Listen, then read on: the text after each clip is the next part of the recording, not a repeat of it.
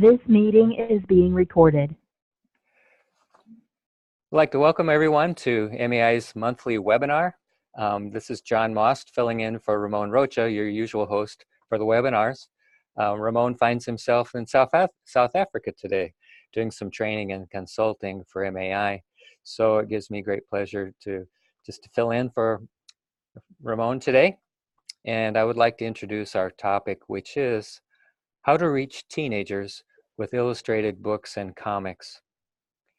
And our teacher today is a good friend, Jose Carlos Gutierrez, who is a graphic designer and illustrator in Mexico City. Actually, I was just with Jose Carlos about a week ago at a training in Puebla, Mexico, where he was also teaching a similar topic on comics. And so he's agreed to be back with us again, teaching. Jose Carlos, actually, I first met Jose Carlos at a Lit World conference in Kenya back about 6 years ago. He has served on the Comics 35 staff, an organization that focuses entirely on the use of comics in ministry, and as Director of Public Relations for projects in Spanish. He's led training seminars in Mexico.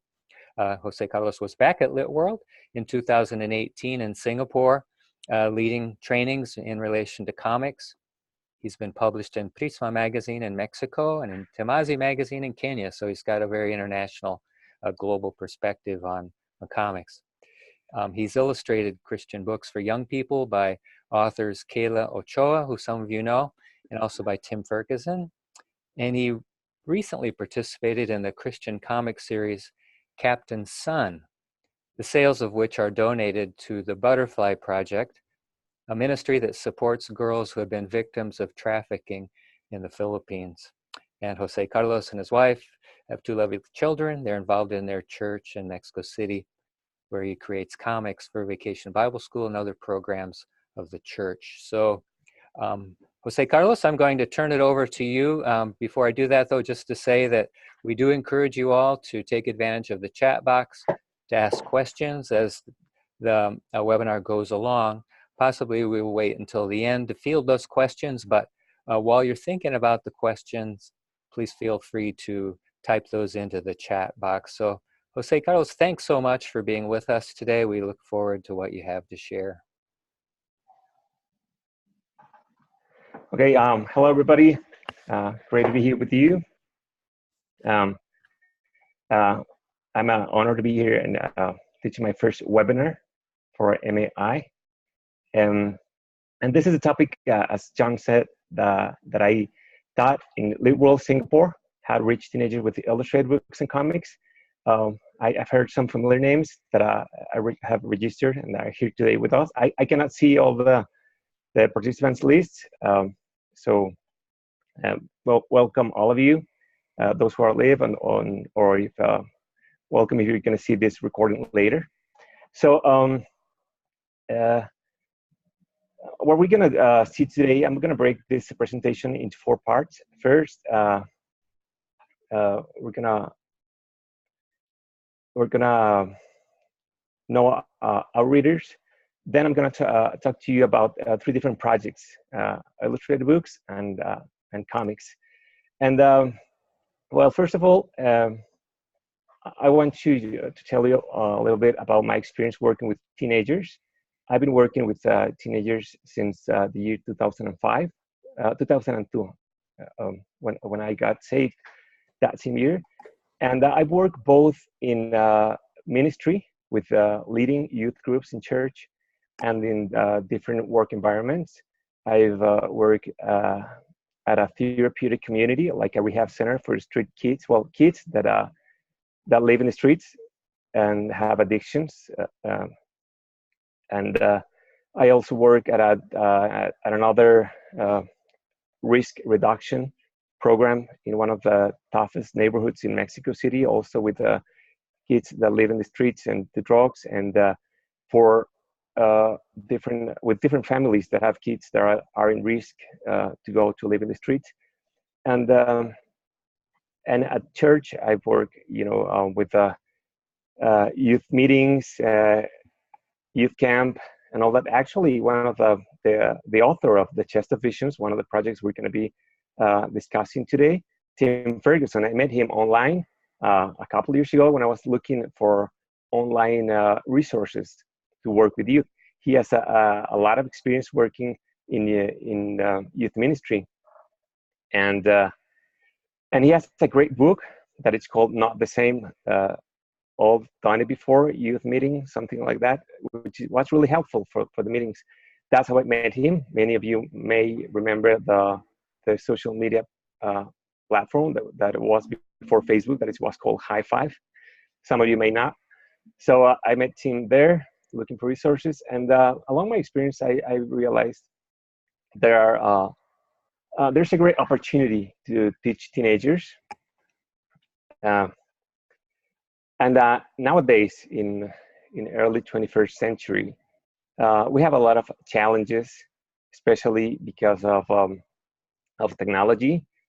And let's have a quick view of how our teens today and what are their needs, because we're doing material that can satisfy their spiritual needs. But first of all, we need to see how they communicate, how it's their development, emotional and mental as well. I found this really good study by UNICEF that there's a video, a really good video that you can watch later. I left the link here, and if you're gonna get the presentation, you can watch it with more time.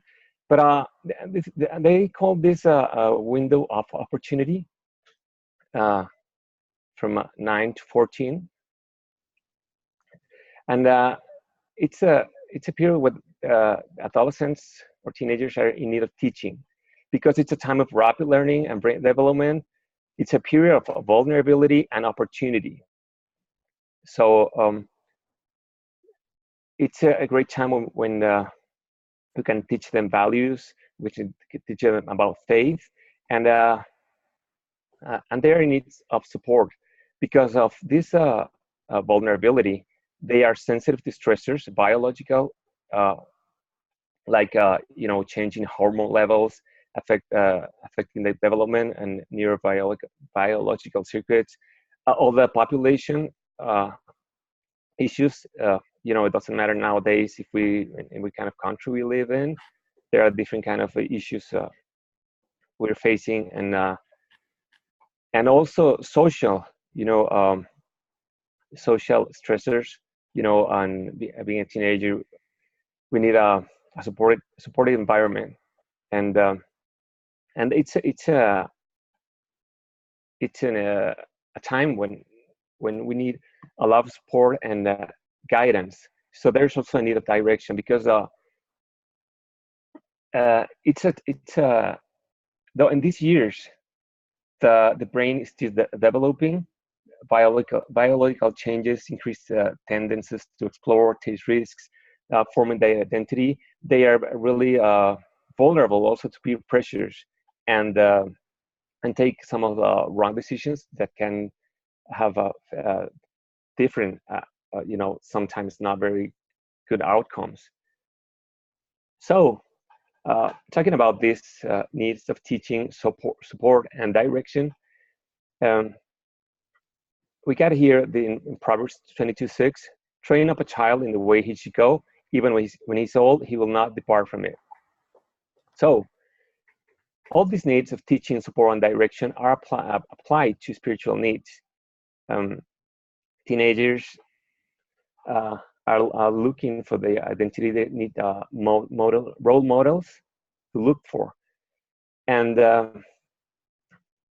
we can provide some of those role models with fiction, with characters that we can create in illustrated books and comics. And it's also important to see how our teenagers, how they live today in a virtual world. When I was a teenager, the things that I used to do was listen to music with my Walkman, then my Discman, and there was no internet available. I started using internet when I was in high school, late high school. My first email account, I had it when I started college, when I was like 18. But nowadays, teenagers and children are, they use devices everywhere they go. They have tablets, screens, smartphones, a lot of video games available. So this is also an infographic I found about statistics really that illustrate how many time they spend connected to devices. For example, we see that smartphones, 45% use a smartphone to access online resources and content, spending 8.2 hours a week on their smartphones. 8 hours is like a complete, working day. And gaming, PC, a lot of that. And the thing that we also have to have in mind, it's about, the average day they spend with media, and also we need to contrast it with the Bible engagement behavior. This is information not only for teenagers, but for population in general in United States. But what I found is that there's people dropping church, quitting reading the Bible, even though they believe or something. And we're not talking about people that are not believers. So here's what we can do concerning teenagers. First of all, let's check the language. I would like to, if someone in the chat can tell me really quick what this means, this WYD. It's, slang of how the teenagers connect these days. One of many. So if any of you in the chat know what this means. Okay, James from Kenya. Hey, great, you're here. Okay, exactly. What are you doing? That's how teenagers, they use like letters instead of, and they all know what is it. What you doing? That you get a message. What you doing? And this is, there are a lot of more like YOLO. You only live once, and all that. So first project I'm going to talk to you about, I want to share with you, it's called the Chest of Vision series. It's a complete project. It started as an illustrated book. As I told you before, it was it's by Tim Ferguson, author from New York. He's a youth pastor, and he has a lot of experience, more than 30 years with youth ministry. And he when I met him online, I asked him about his book. I bought it online, and then a couple of years later, he told me he had a really interesting story for teenagers that he wanted to publish.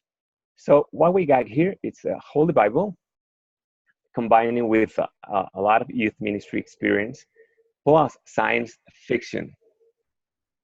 Okay, and this is the book cover. The series is called The Chest of Visions. This book, it's called The Secrets of Caperstone. I'm going to tell you later where's Caperstone, or what is it. The author is Tim Ferguson. I did illustration. The first edition was self-published with Zulum Press, and now, good news, it's being published by Amazon. So that the price has dropped from the starting price about $14 to almost half of it. I hope Tim is here with us, so he can tell us more about it later at the end of the webinar.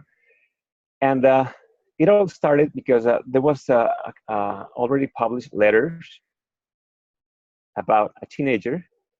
Here's about a teenager that from another dimension that gets in touch with a teenager of our world. This is a little bit about Tim Ferguson, what he has done. And this is a picture we took when Tim came to Mexico with his wife Linda, and we went to Xochimilco. You see this place, these canals that are in Mexico, really beautiful, with kind of these small boats with flowers. So,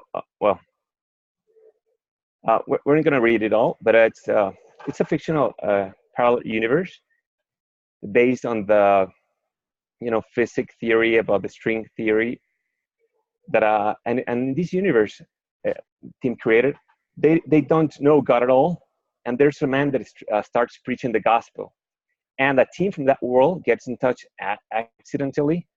Sorry for the typo here, with a team from our world, and they start sending messages to each other. So Tim had already published some of these letters in his website, of this guy called Matt Paul, having letters with a young man from our world called Alex, named Alex. So they started. The story goes that Matt Paul says that there's a man talking to them about God, about something they don't know, and they started telling stories. And Alex tells him like, "Oh, that resembles the parable of the Good Samaritan, or this other parable," and that's a way we can teach teenagers about the Bible without being like a formal Bible study. For example, this is a sample letter. They all have dates. Like here we have the April 28th. It's our hello, are you there? I'm reading your electronic news. You mentioned a book, the Bible. So and it goes on and on. And Matt Paul presents himself to Alex, and they start sharing their stories. So Tim told me that he already had these letters, and he sent them all to me.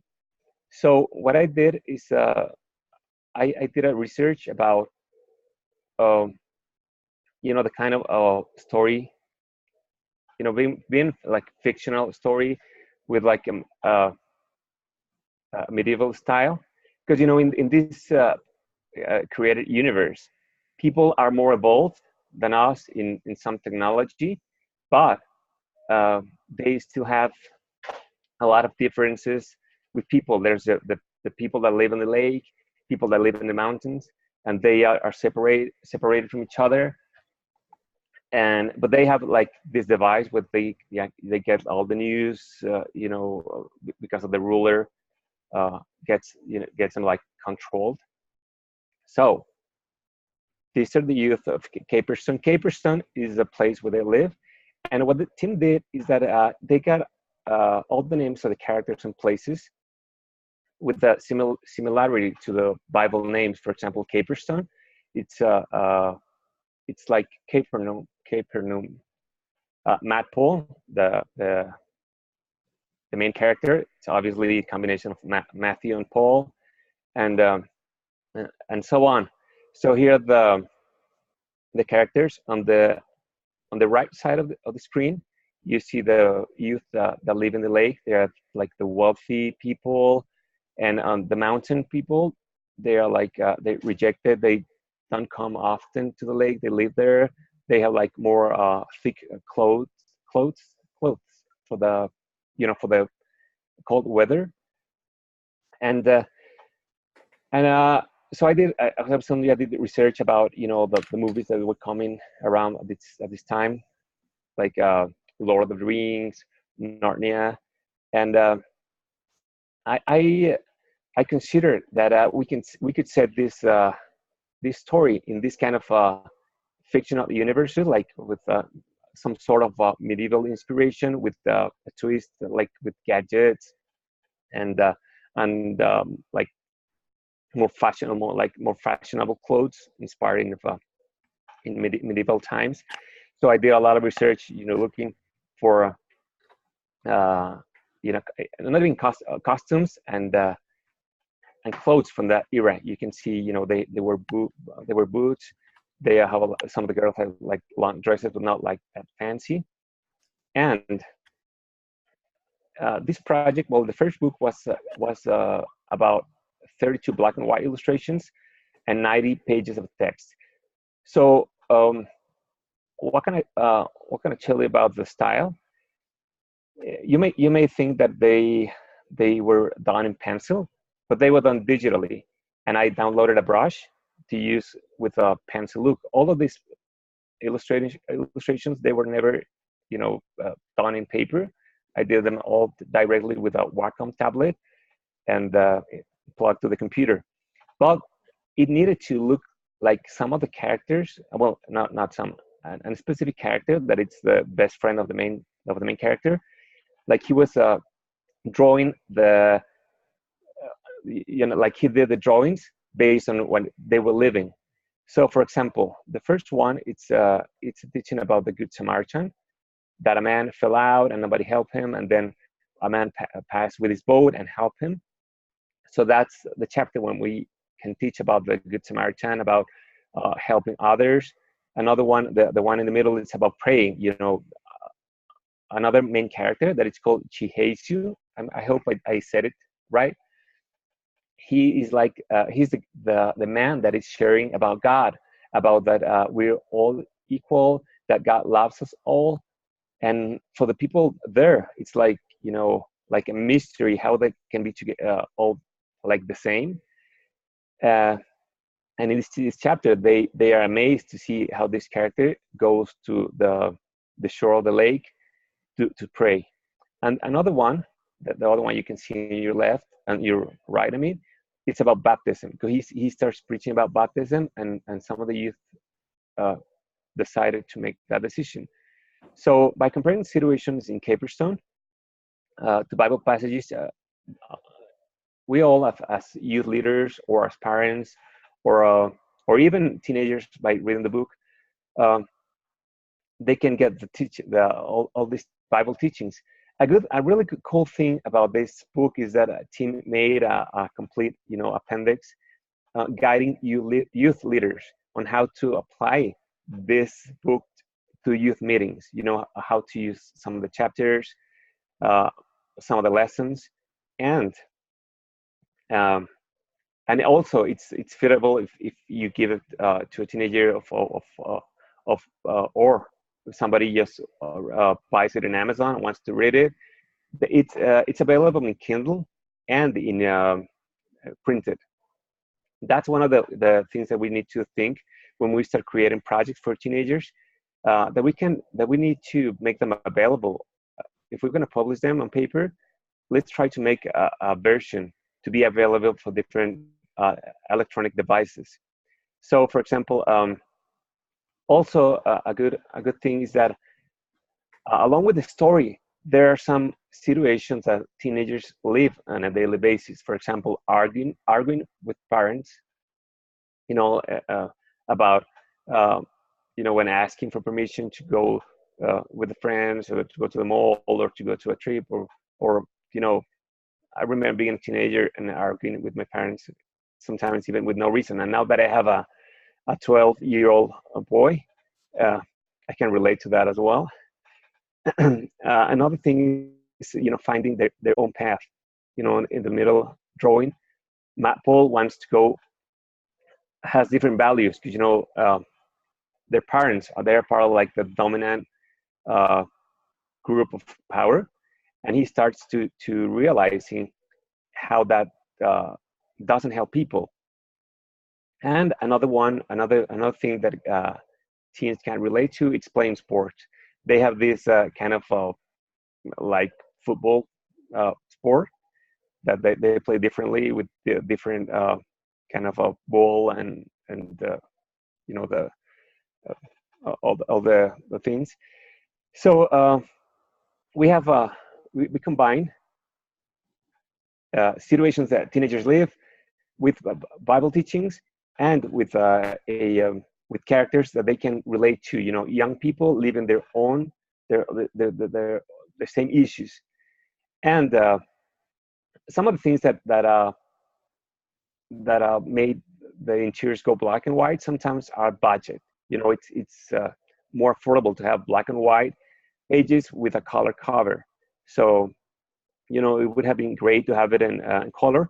But the good thing is one of the pros of going online is that a color is no limitation. So once the book was published, Tim kept on writing for the story. The letters and all that was going on. New characters appear, like in the upper panel. we have the Queen of Romas, obviously, something like that, Romas, um, and she's there with Chiheisu, and we see here people now reacting to Chiheisu's teachings. We have this character in blue that you can see over here. And that's the author, Tim Ferguson. That it's a character in the story. You don't know what his name, but he's also a character that appears in the color web comics that continue the story. Some of these comics were not like a complete page, but different panels that illustrate the following letters. I'm going to show you a little bit more about the art process. This is how I did the cover. I start with line, basic line, all digital, then color, and then shadowing and lightening. And I also did the cover to appear to be like hand drawn, to maintain all this handmade look for the book. Here are some other examples. For example, this story is similar to the stoning of Stephen in Acts 7. So a discussion and youth group can be started, and teens can relate on what it could have it meant for the apostles to be persecuted and lose a friend, which can lead to nowadays issues like suicide, bullying, and all that. It's like with giving these Bible teachings to youth with characters they can't relate to. Because sometimes I remember when I was young and I started reading the Bible, I was not that young. I was like 24, but my idea in my mind is that like the apostles were like much more older, and sometimes it's easier for teenagers to relate when they see characters at their own age and living in different period of time or a different world, but connecting with the same emotions, the same kind of decisions they have to make, and all that. And here's an example of how I do the sketches. Sketching is really important, and if we're gonna be doing illustrated books and comics, sketch as many do sketches as many as you need, because it's important to be working with with rough material to be reviewed. This depends on the editor or the author you're working with, but I usually share all the process, sketches and not finished art. I send it for review, because it's easier and to make changes once you're like in the middle of the process than once you have finished it all. So another resource that Chess Vision had was downloadable wallpapers, to promote the book and to have people to have them in their computers or devices. Okay, so a good thing is that Chess Visions won an award, a Reader's Award, and has had a lot of good reviews, both by readers, by youth readers, by youth leaders as well, and in Amazon and in the website. So I'm glad that I have worked with Tim Ferguson in this project. We have developed a friendship, along this process. I had the opportunity to go to New York as well, because from the job I had at that time, that was a graphic design firm. They sent me to an illustration conference in Providence, Rhode Island. So I had to flew to Manhattan, to New York, to the EFK airport. And it matched the time that Tim got the book published. He received, the print copies. So we launched the book at his church in Long Island. So, God put everything together that we can meet there. And then a couple of years later, they came to Mexico City. And this is an ongoing project. There are still web comics going on. There's the opportunity to have the sequel, the complete book of Chest of Visions, um, and you'll hear from that soon. So let's go to the next project. These have all obviously the great component that it's Holy Bible. It's important that we understand that even though making fiction or stories for teenagers, we need to we are like evangelizing, teaching them the Bible as well. So we have here Holy Bible, teen issues, and comics, and what we have as a result is the Truth for Youth Bible. This Truth for Youth, it's the New Testament along with different comics. It was made. It's published by Revival Fires Ministry, which his president is Tim Todd. But all the comics part was done by consultation from Comics 35. This some information about Tim Todd and his ministry. I left it here so you can have it later with the presentation, but it's important to know who is doing these projects, what are they using it for. So I don't have the blessing to know in Dr. Tim Todd in person, but I know Nate Butler from the president of Comics 35. He was the one who hired me to do the drawings of one of these comics. These are examples. These are examples of the comics that are included. These are like 6 to 7 pages comics, color comics. For example, the first one we see is the truth about abortion. We have here the truth about evolution, the truth about drugs, drunkenness, and peer pressure, the truth about safe sex, and this one I did the drawings for. This is about the truth of cutting and suicide. Some of these topics are really, strong issues sometimes to talk about, even, to discuss them in church. But having them in comics, it makes it easier and more appealing to youth to read about it, to have awareness, to seek for help, and to have it, to open it. That's really important when teenagers have different issues. If it's an addiction, if it's having suicidal thoughts, and some of them they don't have like a figure they can trust. Sometimes they see the parents in the in the good case they have them as authorities, or they don't open it with their peers because they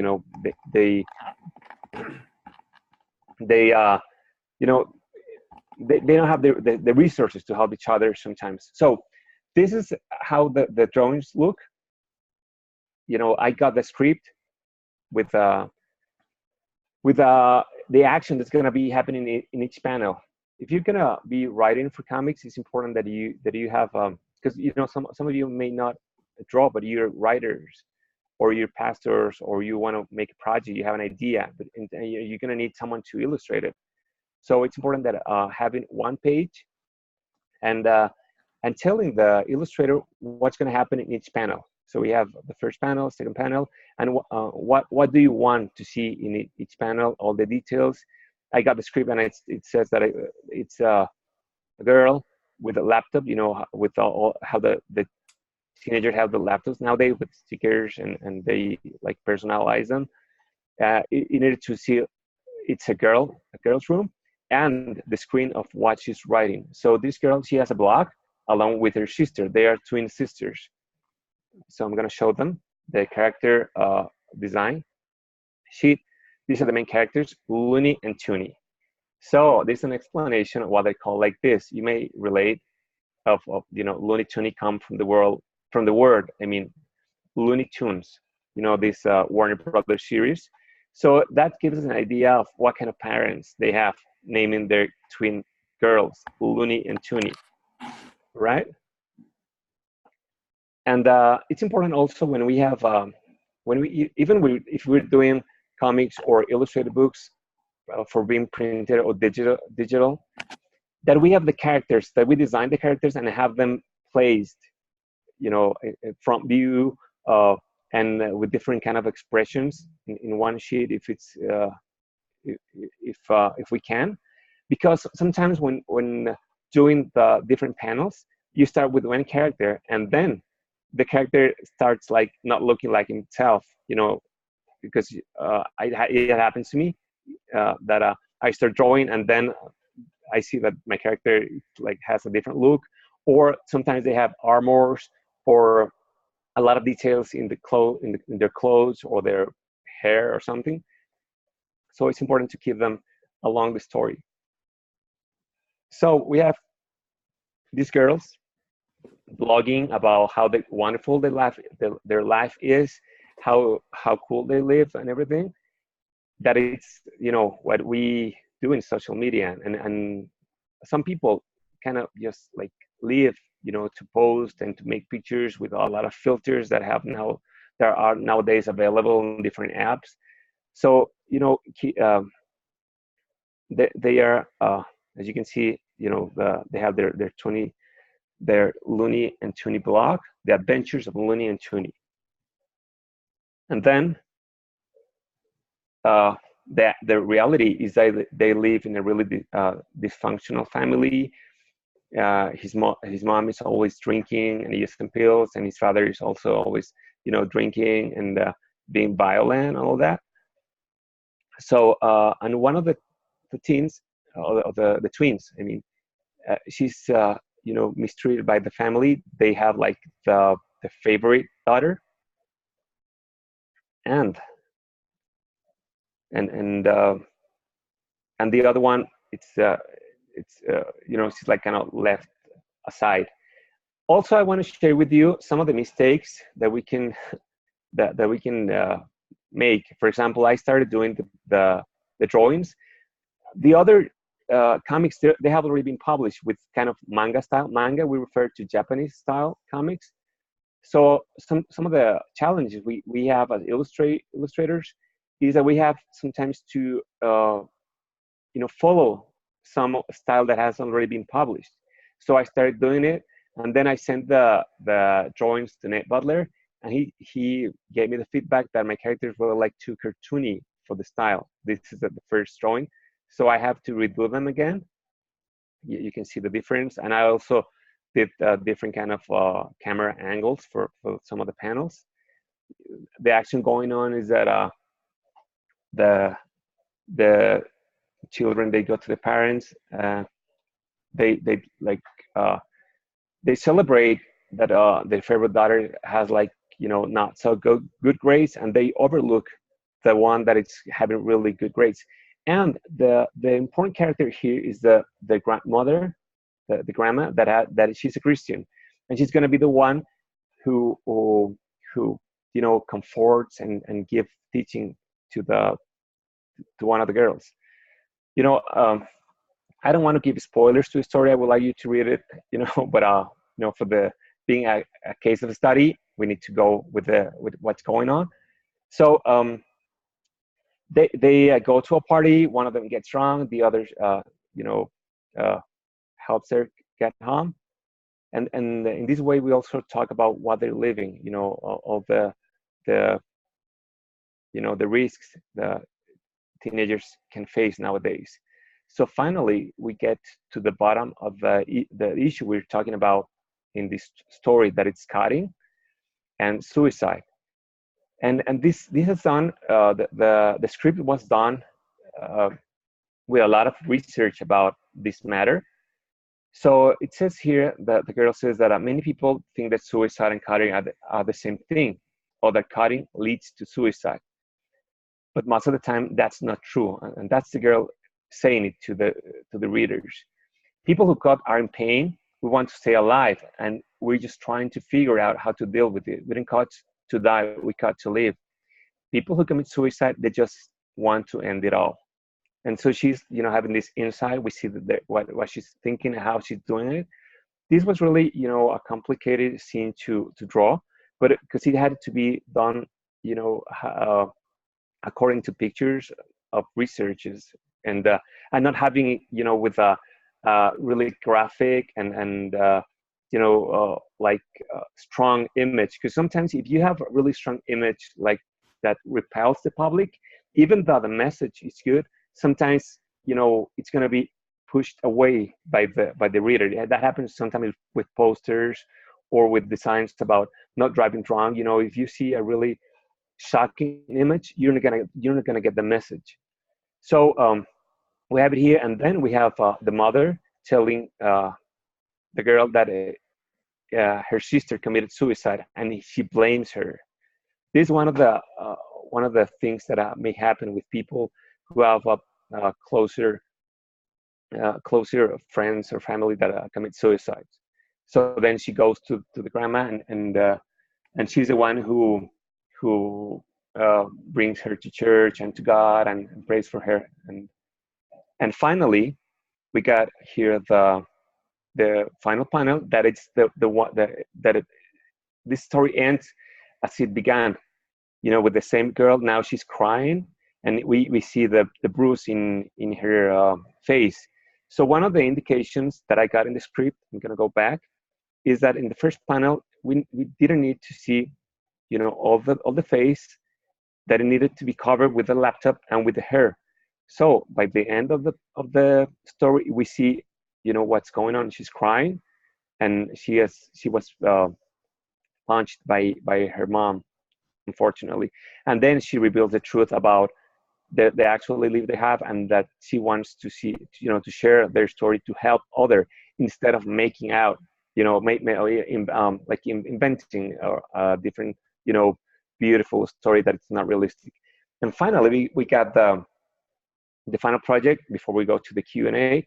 We got the Holy Bible, teen issue as well, and comics, and a magazine comic. Well, this is me. I just put it here, for reference. You already know me. And this is a one-page comic, because sometimes we think, oh, I don't know how to make a comic with a lot of pages, or I don't have the time, or I don't have the budget. So this is the same comic that was published first in Prisma magazine, that is a Christian magazine in Mexico. So I used to publish there, and sometimes I didn't have much time, so I got the call from the editor, Sally says, which is also a really good friend. And she told me, what do you have? And I was like, oh, I have to create something, but I didn't have much time. So I prayed, and I went for a one-page comic that is called Choices, Choice by Choice. Here's the version in Spanish, and then it went, I started locally, and then I went globally. It was published in Kenya with the same topic. And you can read here the text in Spanish. And it's basically about three different issues that teenagers have. First one, it's about smoking. The second one is about abortion. And the third one is about dropping school. So it's like how they start doing it, by peer pressure. They can quit when they're adults. The same with abortion. They have different consequences than dropping school, and how difficult it's later on to get a job, you can see. And finally, we have different young people with Jesus saying that the only choice that's going to bring, really good outcome and eternal life, it's giving your life to Jesus. So the first one was done in black and white, because the magazine was published in most of the pages with one color. But then for Timazi magazine in Kenya, they publish it in full color, which is also a great magazine for teenagers, high school students in Kenya. But what I did is having, African people with the kind of, uniforms they use, So this is really simple. It's one page when we can talk about problems teenagers are having. And I did here the script, really simple script. I'm going to read just the first one. Some choices are taken with an act of free will, but freedom is the last they bring. And here's this guy saying, oh, why not? Won't make that much harm. And then he's older, he cannot stop. Their kids are looking at them with sadness, and one of the, thinking of addiction, trying to justify your behavior. Don't give me that look. This is the last one. Okay. People thinking it's going to be the last one. And the children, they tend to always feel guilty when they see their parents doing drugs or smoking, and they're saying, it's killing you, Baba. So in Spanish, I did the script that in order that it rhymes. Sometimes in the translation, it's not the same, but I tried, to make it really simple, and using like the play of words. So I think we're on time, John, for the Q&A, or? Sure we are. Thanks so much, Jose Carlos. It was really excellent. And actually the questions are already coming in. So if it's okay with you, let's go right to the questions, Jose Carlos. A question from Ivanova. Hello, Ivanova, who says, do you go from the Bible lessons theme to apply to teen issues, or do teen issues inspire you to go to the Bible and then look for answers? Okay, thank you, Ivanova. Great to be here.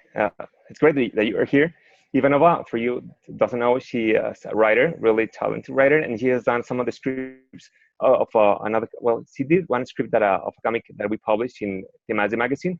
You can go to my website, issue.com. I have comics here. But responding to Ivanova, sometimes, most of the time, for the comic I did about decisions and choices, I wanted to address with the Bible some of the issues that are already happening with teenagers. To give the one answer to all of the issues is giving your life to Jesus. And for the other comics that are in Truth for You Bible, they come because of the issues that already exist. For example, the first edition, it didn't have like the suicide and cutting comic that was made for the second edition, that was also published in Spanish.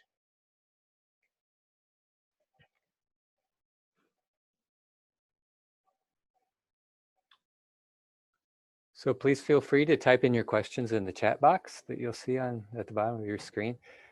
While we're waiting for any questions, Jose Carlos, do you typically write the text for the comics that you illustrate, or do you typically work with another writer?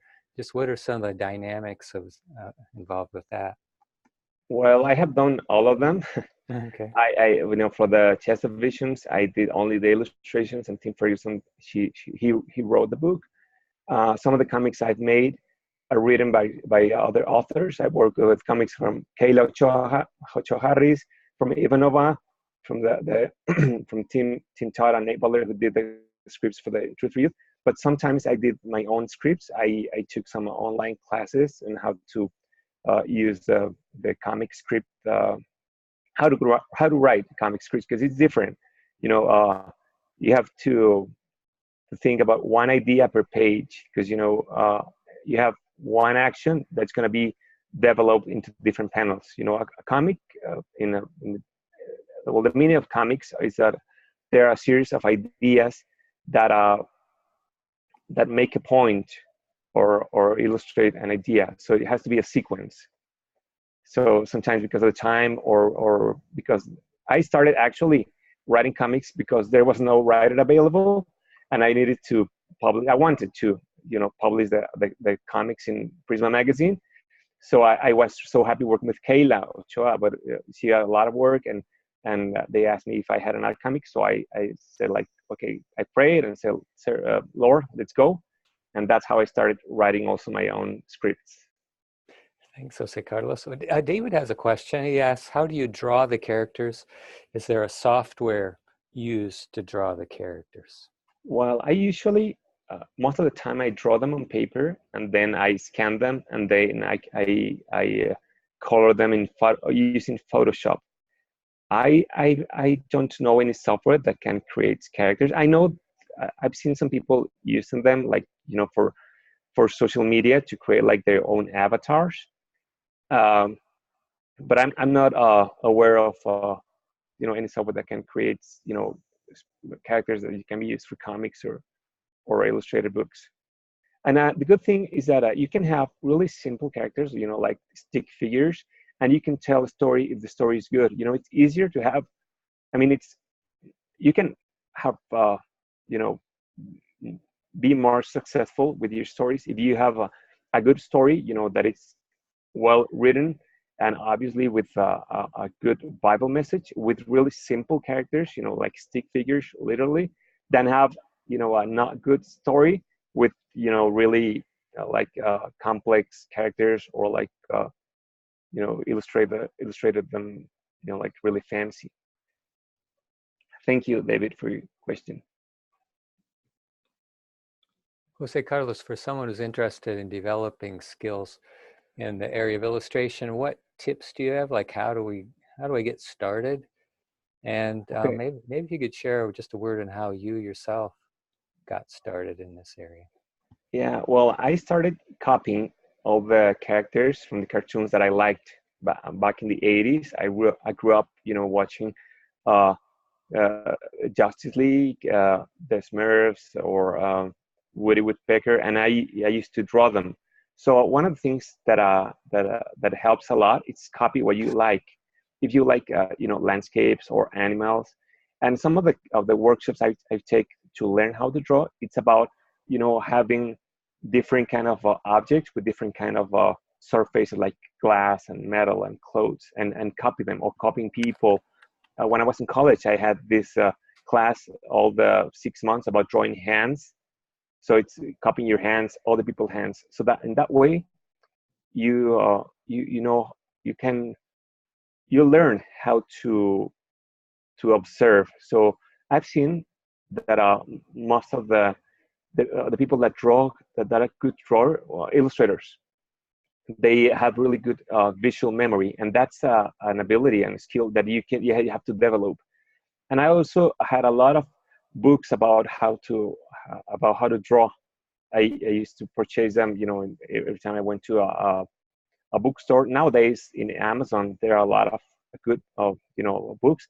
I would recommend the ones from Tom Bancroft, which is a former Walt Disney animator, and now he gives classes and all that. But he has really good books about how to draw.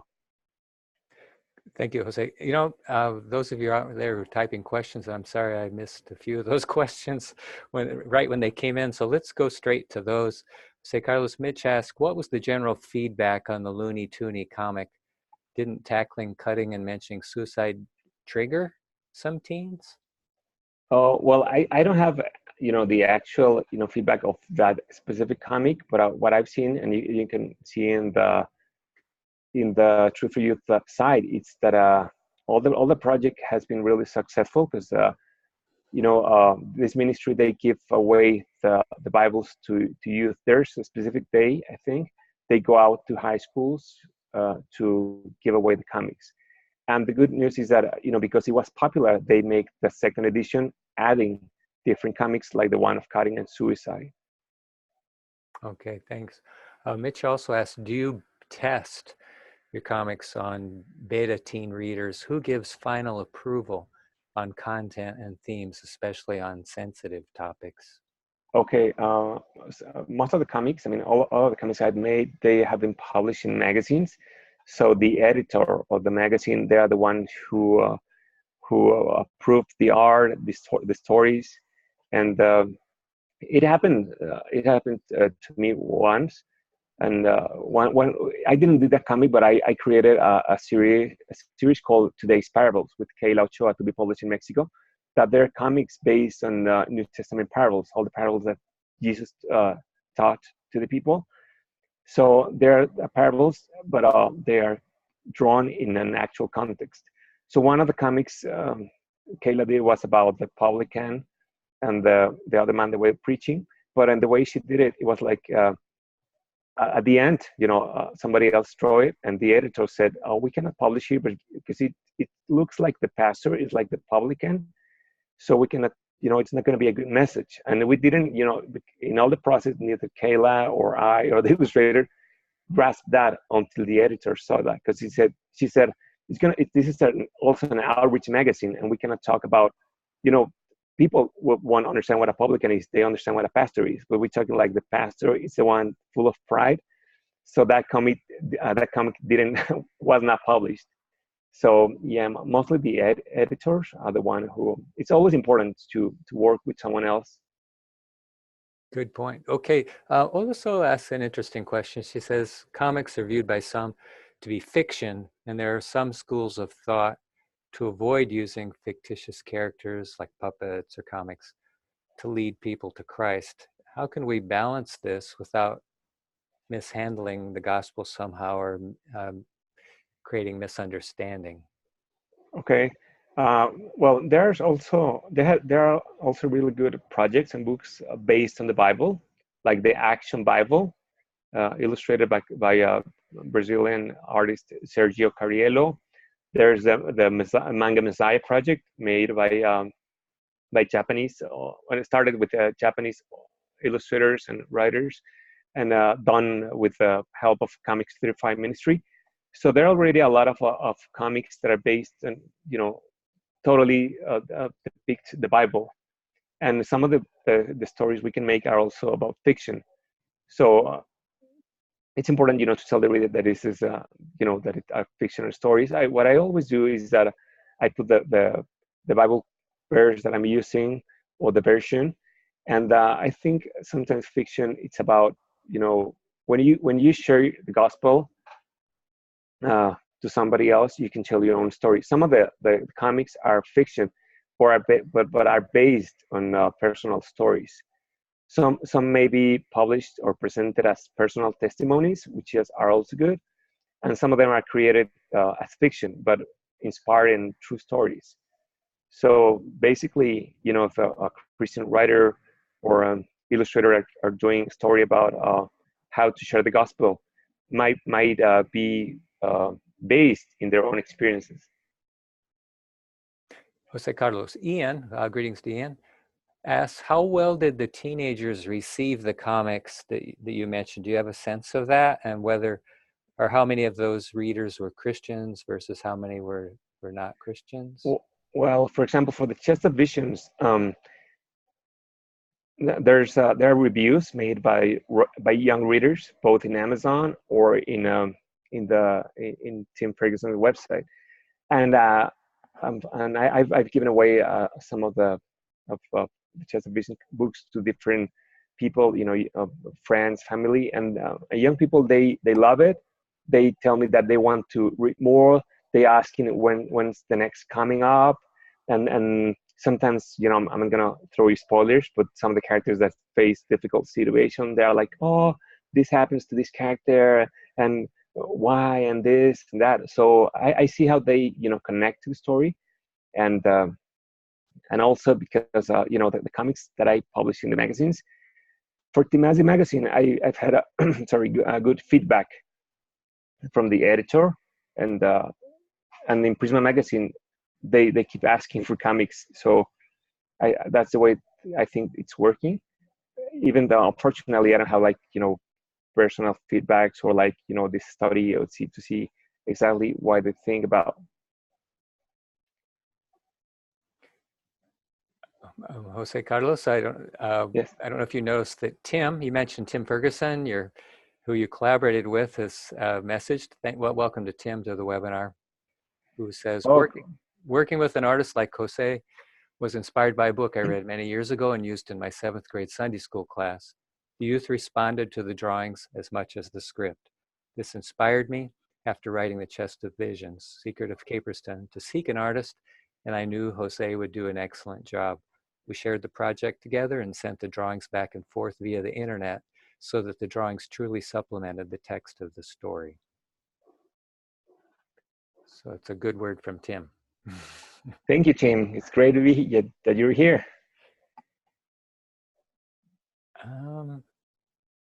Yeah, we've referenced some of the questions, and I see that we're just about out of time, Jose Carlos. I wondered if you could just close by making a comment about the popularity of comics among readers around the world today, and why publishers and writers should perhaps consider really taking full advantage of comics as a medium for communicating Christian truth. Okay, thank you. Well, comics are nowadays the most popular kind of literature around the world. There are some places that sell a lot of, for example, in Japan, they sell 1 million copies of a comic in 1 month. That can be what one comic can make in 1 year in the United States. And there are also a lot of unreached countries that read a lot of comics. So also the good thing about comics is that when you're reading them, you're using the part of your brain that uses emotions and the part of your brain that are rational, understanding text. So that's why it's so appealing to a lot of kind of audiences, readers. Yeah, if you want more information, you can go to Comics 35. That's a really great ministry that has a lot of information, that has pioneers in Christian comics, resources, upcoming seminars, and ongoing projects in different places of the world. And Jose Carlos, are you open to receiving some questions from participants who maybe didn't get a chance to ask their questions? Yeah, definitely. Send me an email or connect within social media, and definitely. And if you have a story that you want to illustrate, we can work together, definitely. Just one last mention from Tim. Tim is asking if he can share contact info on the Chest of Visions. Tim, if you type that into the chat box, people will be able to see that. Sure. So while Tim's doing that, I just wanted to mention that if you like the webinar today, I think you'll really like the next one, because Jose Carlos is going to teach the next one in Espanol. Yes. the language of heaven, as we say. So on August 6th, the same time, it's a Tuesday, we'll be repeating this webinar, but in Spanish. So if you have any Spanish-speaking friends who you feel would like to take part, please let them know about it. We'll be sending out the information, both in Spanish and English, very soon. So as we close, I just want to thank you, Jose Carlos, again for being so generous with your knowledge and your expertise. We're inspired by what you're doing. We're reminded of how comics can be a powerful medium for addressing really serious issues like you already illustrated. So we wish you God's very best as you go forward in your illustration ministry all around the world. And we look forward to being in touch with you. Thanks so much once again. Thank you very much for inviting me, and thank you very much for all of you that are here. God bless you. Okay, God bless you. We'll see you later. We'll be back in touch. Goodbye from MAI for now. Thank you. Bye. Thank you, John. Thank you, everybody. Mm-hmm.